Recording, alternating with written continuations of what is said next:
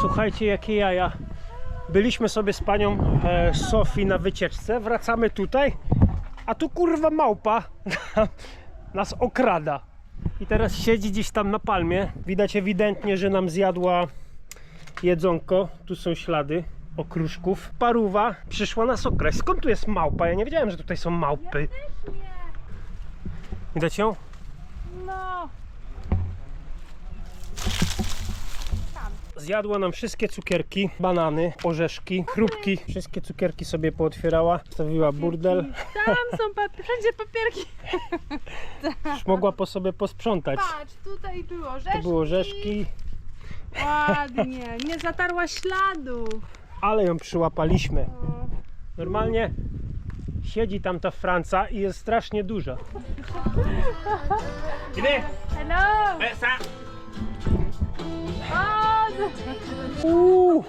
Strong, strong.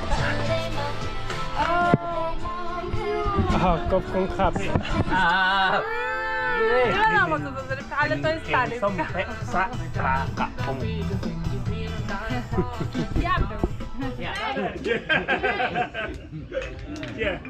A teraz spróbuję czyściocha. Pan mi pokazał, że kratom się je tak. Pokaż jak. Tylko nie wolno zjeść za dużo, bo jak za dużo zjesz, to... Mam kawę już. Umiem takie rzeczy robić. No to szliśmy sobie zasiąść do sklepu i zaczepili nas ludzie, którzy się tutaj bawią, piją sobie napoje różne. Zaprosili nas, żebyśmy się przyłączyli do imprezy. Czemu nie?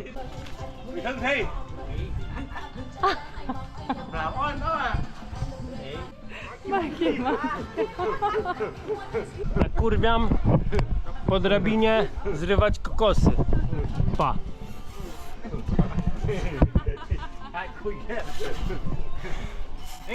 Phải đi bắn đây phải đi có ớt này vô ok Ciup. Lepsze niż piwo. Nic nie jest lepsze niż piwo. To jest nasz przyjaciel Choi. Dał nam w prezencie bardzo dużo kokosów. Zobaczcie. mà nổi hết bánh đi mày được xẻ tăng mày nổi hết bánh đi Tak, เขาเรียกเพื่อนฝูงมิตรภาพพูดไปถูกนะ tak. To jest nasza pani, która właśnie przyszła. Bye bye. Albo hello. Alo, bye bye. Druga pani. Yến. In. Pani In. Hello. Ken Video with you. yes okay Hello. Hello Polish people. yes Hello. hello สวัสดีครับ Sawadikap. Pokażę wam, jak się otwiera kokonata. Musisz mieć tasaka i robisz bęk. Bęk. Bęk.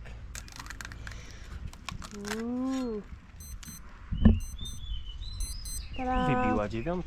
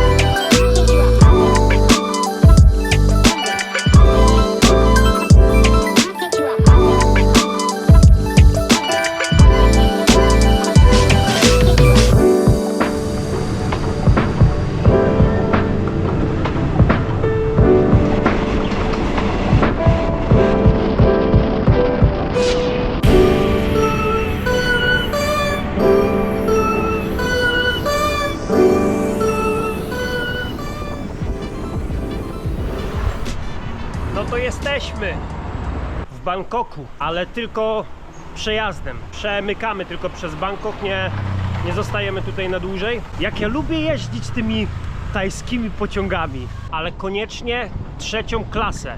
wiecie, niewygodne, z tymi wiatrakami zamiast klimatyzacji, pootwierane okna, drzwi, rzucasz sobie muzyczkę i sobie podziwiasz wszystko dookoła. Teraz spróbujemy się przebić przez rzekę na drugą stronę.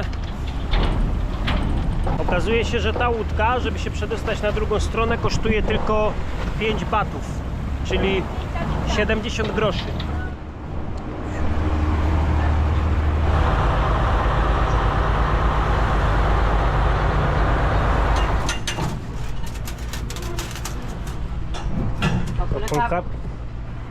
I jeszcze 50 centów zwrotu.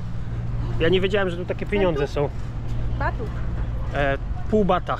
Przewóz kosztuje 4,5 bata. No to już mogli to zaokrąglić. Kurwa. No jeszcze wracając do tego pociągu, to za podróż 500 km do Bangkoku zapłaciliśmy od osoby 9 zł.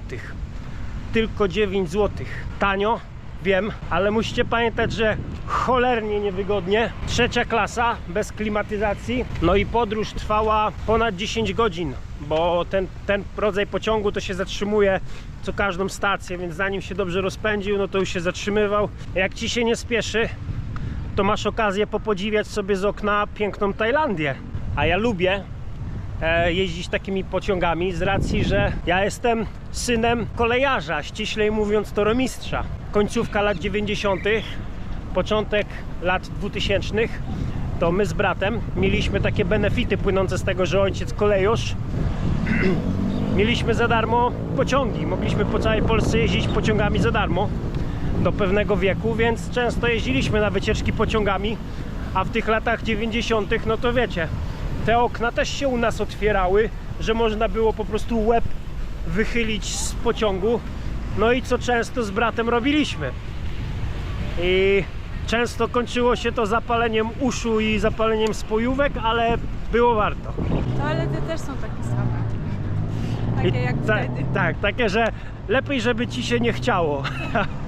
Spędziliśmy u pani Sofii kilka zajebistych dni. Ona i jej siostrzenica pokazały nam takie tajskie życie, nauczyły nas gotować.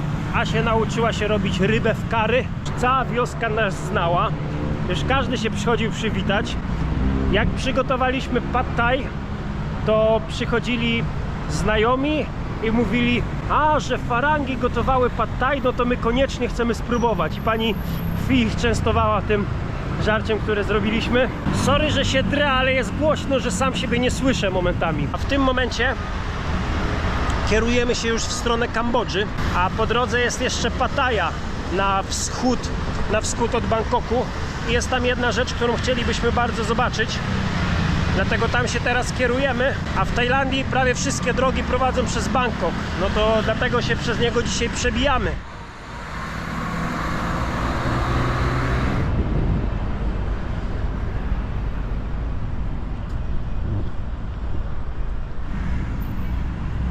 W Bangkoku jest bardzo gorąco w tym mieście i nie jest to łatwe iść z takimi plecakami. Dlatego staramy się tak mykać między plamami cienia. No i przechodzimy teraz przez tą dzielnicę, gdzie jest takie największe skupisko świątyń, gdzie jest najwięcej farangów, którzy przyjeżdżają podziwiać sobie świątynię. Łapią tutaj kontakt na ciebie cały czas przewodnicy. Jak sobie idziesz z plecakiem, albo jesteś biały, albo nie jesteś Tajlandczykiem, no to na pewno podejdzie do ciebie jakiś facet i się ciebie zapyta: where you come from? No bo w momencie, jak nawiążesz z nim kontakt wzrokowy albo zaczniesz rozmowę, no tak się będzie ugabywał, aż w końcu mu zapłacisz, żeby zorganizował ci jakąś wycieczkę po okolicznych miejscach. Dlatego jak nas przyłapują goście, to albo mówimy, że już wszystko widzieliśmy, albo udajemy, że no English. A uwierzcie mi, oni są specjalistami, jeżeli chodzi o takie nagabywanie turystów na, wiecie, tanie wycieczki, że wszystko za ultra tanio. To takie pułapki turystyczne, bo taki właściciel tuk-tuka albo przewodnik bierze pieniądze za coś, co na przykład jest za darmo. Możesz wejść do świątyni za darmo, a on weźmie pieniądze za to, że ciebie oprowadzi. Albo tuk-tukerzy, umawiasz się z nimi, że zabierze ciebie w taką świątynię, pokazuje ci plan, a później zabiera cię w zupełnie inne miejsca. Jeszcze później cię zabierze do jakiejś kawiarni albo sklepu z drogimi garniturami, żebyś sobie coś kupił. No już nieraz byliśmy świadkami, kiedy turyści się łapali na takie wycieczki organizowane z nimi, ale jak jedziesz do Bangkoku, to pamiętaj, możesz sobie wynająć tour guida, ale tacy naganiacze z ulicy, którzy do ciebie podchodzą, no to często są oszuści albo zwykli naciągacze. No i przeważnie są to mężczyźni.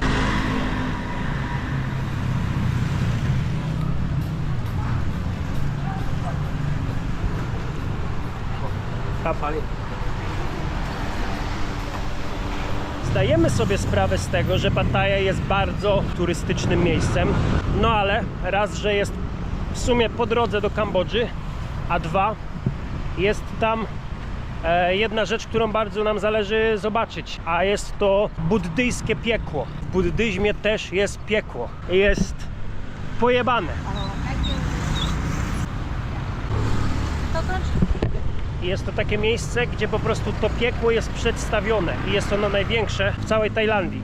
A my mamy takie po prostu memento mori i bardzo zależy nam, żeby to zobaczyć.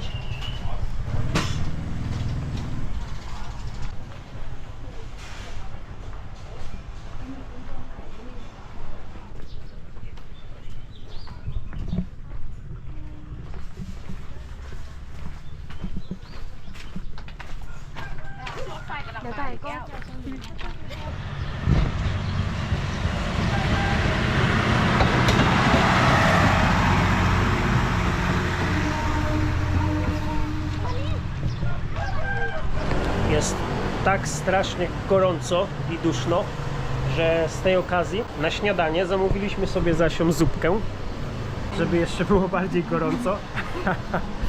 Ja sobie jeszcze dowalę chili. No te wyglądają strasznie. Wyglądają, jakby miało cię zabić. Chcą cię zabić.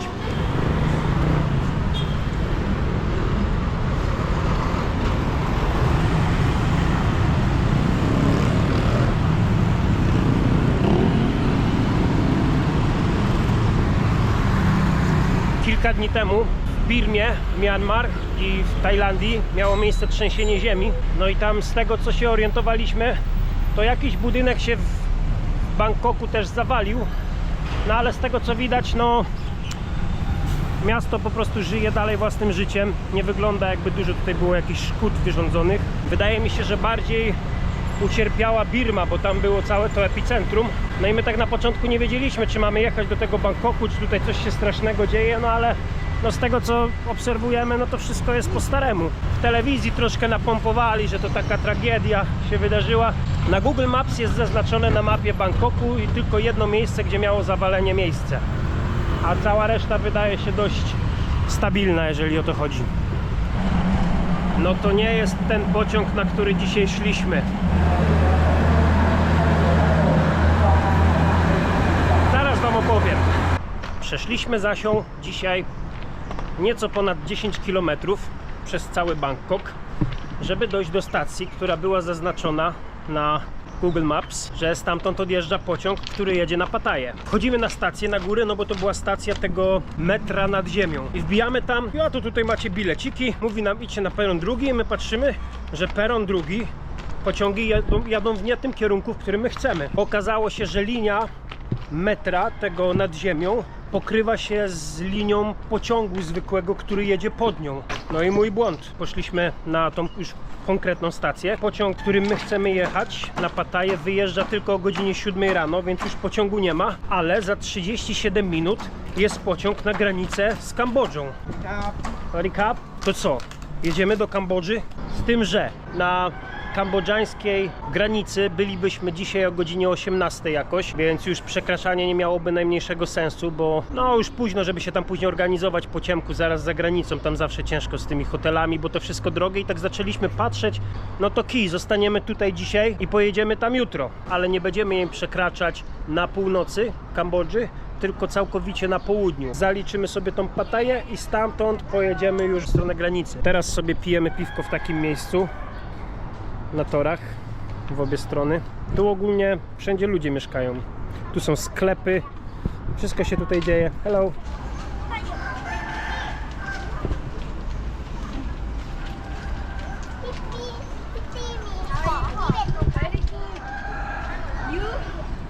You good? Tak wygląda Bangkok właśnie. Wygląda 90% Bangkoku wygląda właśnie tak. Tak.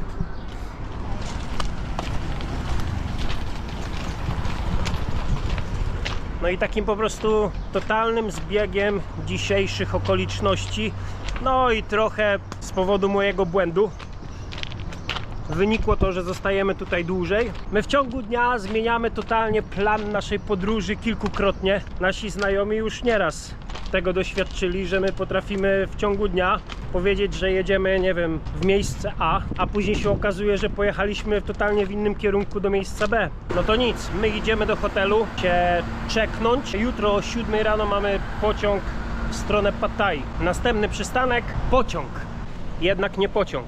Zostajemy dodatkowy dzień. Chcemy się przepłynąć czymś takim.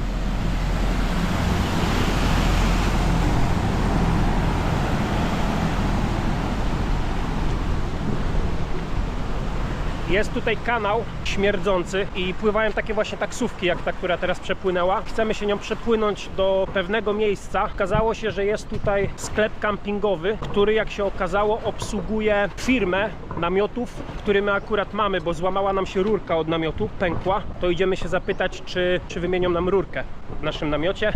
A najszybszym sposobem, żeby się dostać w to miejsce, gdzie jest ten sklep, jest ten kanał. To tak wygląda przystanek i łódki pływają w obu kierunkach. No i wystarczy po prostu stanąć, pomachać ręką, ziom podpływa, zatrzymuje się, wskakujesz. Taki autobus, tylko że na kanale śmierdzącym.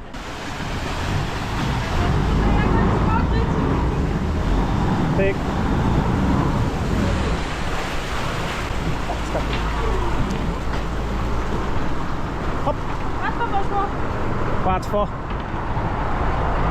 Jesteśmy.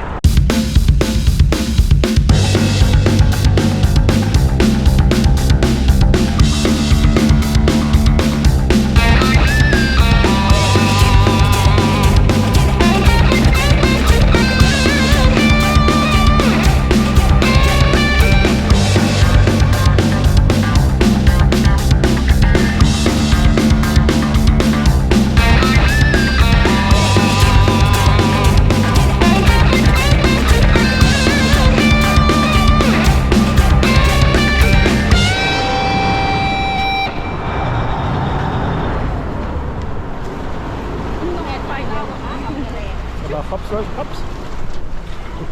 Ale to zapierdziela! Można się nabawić choroby morskiej. 20 minut i jesteśmy już prawie na miejscu. Fajna taka łódka, przydatna.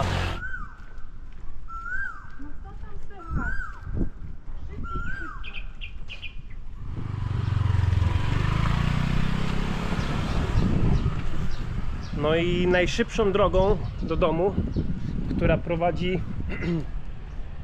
takim kanałem, ale tu już teraz mi się wydaje, że troszeczkę przesadziliśmy, bo no strasznie tutaj capi. Ciężko się tędy idzie, ale już trudno. Już jak idziemy, to idziemy. Wracamy do hotelu, robimy pranie i będziemy szli na pociąg z samego rano. Taka ciekawostka, żeby się przedostać na drugą stronę kanału, trzeba przepłynąć taką barką jak tutaj. I teraz płynie do nas barka i teraz będziemy przekraczać kanał. Jup. Trzyma. Wbijasz. No wbijaj. Trzymam. I tak się przepływa przez kanał.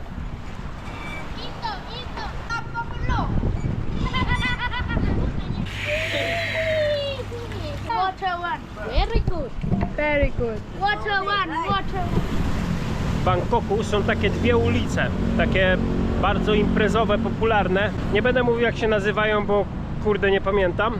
No pech chciał, że obok jednej z takich imprez mieszkamy, z racji, że jest sobota. Idziemy zobaczyć jak tam się ludzie bawią. Wiecie, bary, puby, imprezy, alkohol, ladyboye i czy tam panie lekkich obyczajów. Na jednej z tych ulic kiedyś już byliśmy i nam się średnio podobało. Dlatego idziemy drugi raz zobaczyć teraz tą, jak wygląda.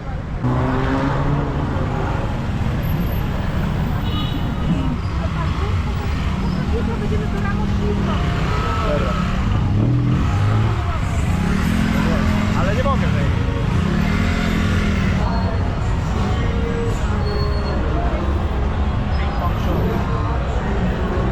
this? What's pussy chopstick? Yeah. What's that? Same.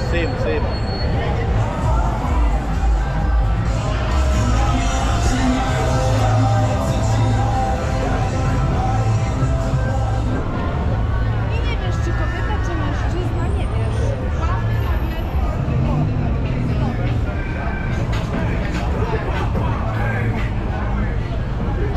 Sobie nagrywam.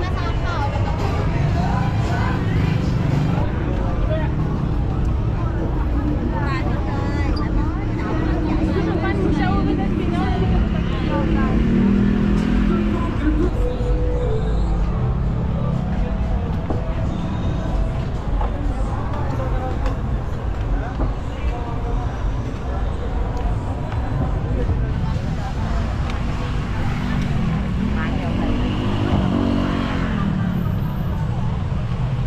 No dobra, jednak nie jest to imprezownia. Myślałem, że to jest taka bardziej imprezownia i party, ale okazuje się, że to jest no jeden wielki burdel. Tak się nazywa pub.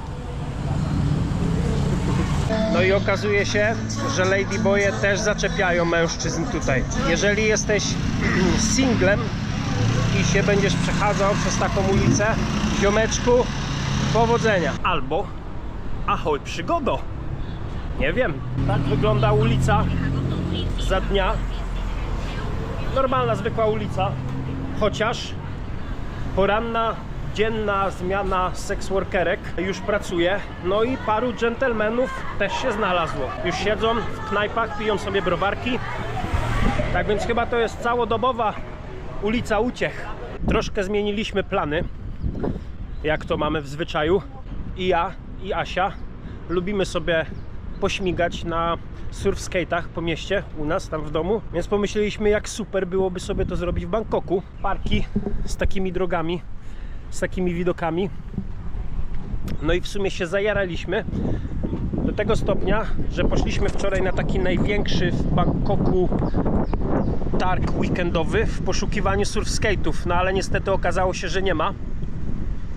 Ale znalazłem ziomeczka, który tanio sprzedaje go w fejsie, na markecie. Więc już się z ziomeczkiem dzisiaj umówiłem na wieczór po jego robocie i z racji, że jest bardzo tania, od niego kupię. Czy napisaliśmy do paru ludzi, żeby znaleźć deseczkę dla Asi, ale jara mnie wizja śmigania sobie po stolicy Tajlandii na desce. Black Sabbath w słuchawkach i robię rozpierdziel. Także sorry ziomy, bo miało być buddyjskie piekło, a my porzuciliśmy ten pomysł na rzecz zajawki. Ale komu chciałoby się być w piekle, jak może być w niebie? No to wpadliśmy, pokazało się, że po drodze jest skate shop. Na drodze naszego spaceru. No i okazuje się, że pan też sprzedaje używane deski. I chciał nam sprzedać deskę za 2500, ale nam zszedł z ceny do 1200. 2700 kosztowała, sprzedaje nam ją za 1200 batów. I ja dzisiaj wieczorem idę kupić drugą deskę i mamy dwie deski. Your shop? Your shop? Yes. Oh, nice. Okay. Welcome to Thailand. Yeah, thanks dude. Welcome. Cheers. See you later. Bye bye.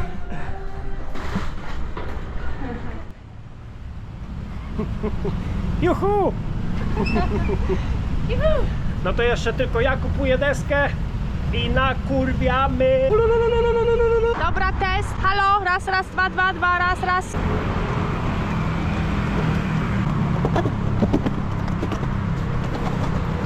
Chyba jeździ.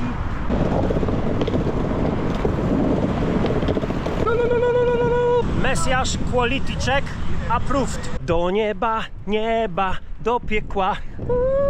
Za tobą będę szła.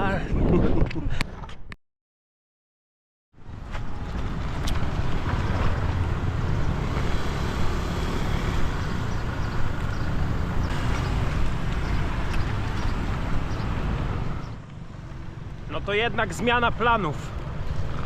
Mieliśmy jeździć na deskach po Bangkoku, A teraz deski chodzą z nami po Kambodży. Ja kupiłem deskę, już mieliśmy sobie na drugi dzień iść jeździć na desce, a że tak z czystej ciekawości co się natchnęło, żeby sprawdzić do kiedy dokładnie mamy wizę w Tajlandii. Bo my myśleliśmy, że jeszcze około 5 dni.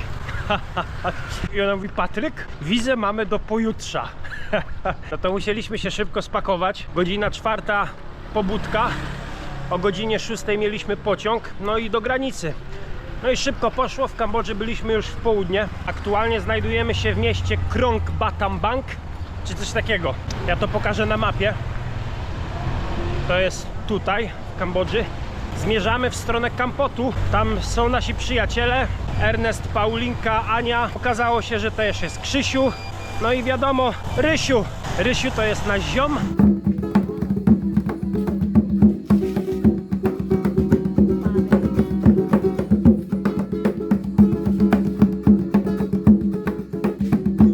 No i idziemy mu spuścić w pierogi.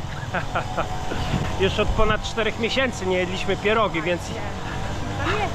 A że Rysiu tam mieszka, ma obszerną kuchnię, to idziemy nalepić i będziemy wszyscy znowu ładnie tłuści i grubiutcy. Do Kampotu, z miejsca, w którym jesteśmy, mamy do przejechania taką trasę. Jest to około 450 km, nie wiem, nie pamiętam dokładnie. No i będziemy próbować zrobić to na stopa, albo chociaż jakąś część na stopa. Z tym, że teraz te deski na naszych plecach to jest troszeczkę, no ciężej się z tym idzie, a 2 jest 36 stopni. Tak, jest, no nie ma 10 rano, już jest 36 stopni, a odczuwalna to jest kurwa z milion, więc nie wiem, no ale tak czy siak chcemy sobie spróbować przejechać coś na stopa. Jak nie damy rady, bo za gorąco, to po prostu, nie wiem, coś tam wymyślimy. Ja się bardzo cieszę, bo w końcu jestem w kraju, gdzie siłownia kosztuje tylko 3 zł. To jest bardzo dobra cena za siłownię. Zanim jeszcze ruszymy łapać stopa, szukamy sobie jakiegoś kokosa zimnego, bo tutaj też kokosy są tanie, bo kosztują 2,50 i są z lodówki, co też jest zarąbiste. To na pewno chcemy się napić jeszcze zanim pójdziemy w ten skwar. No i co? Nieważne, czy damy radę przejechać to na stopa, ale Rysiek, jedziemy do ciebie na pierogi!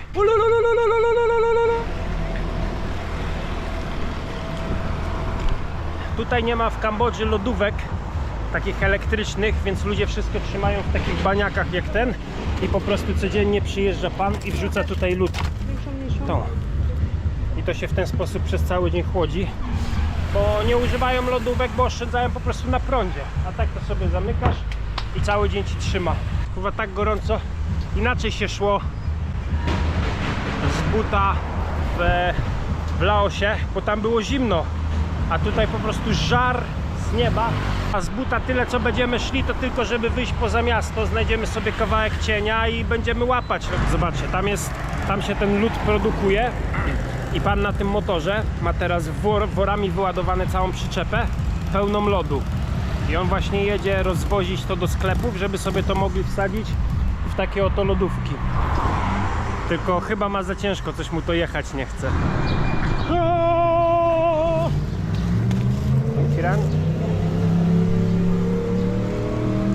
Udało się znaleźć kokoska.